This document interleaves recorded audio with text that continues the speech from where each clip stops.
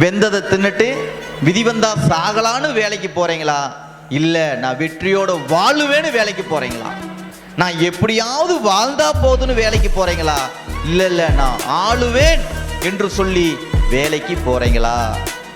நான் வேலைக்கு தான் கடைசி வரைக்கும் போவேன்ட்டு வேலைக்கு போறீங்களா, இல்லை இதே வேலையிலிருந்து நான் முன்னேறி ஒரு பிஸ்னஸ் வைப்பேன், இந்த வேலையின் முதலாளியாக நான் இருப்பேன் சொல்லி வேலைக்கு போறீங்களா?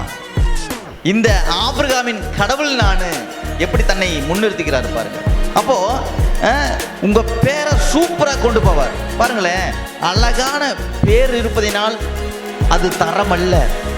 ஒரு சரியான பொறுப்பான உயர்வான மனிதனுக்கு என்ன பேர் இருக்குதோ அதுதான் உயர்வு.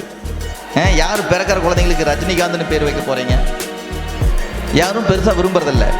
ஆனால் அது ஒரு மனிதனுக்கு, ஒரு புகழ்ச்சியான மனிதனுக்கு அந்த பெயர் இருப்பதினால் அந்த பெயருக்கே மரியாதை. அல்லேலூயா. அப்போ இயேசுவோட இருந்துட்டு என்ன பண்ணணுமோ அதை பண்ணுனா தேவன் உதவி செய்வாரு. புரியுது எத்தனை பேர்த்துக்கு? சாபத்தை விரும்பினால் அது வரும்.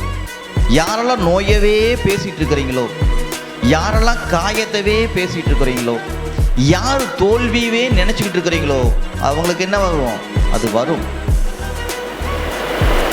அழகா சொல்லுது வசனம், கப்பல்களை கவனித்து பாருங்கள், அது எவ்வளவு பெரிதாக இருந்தும் சிறிய சுக்கானாலே திருப்பப்படுகிறது. அதே போலதான்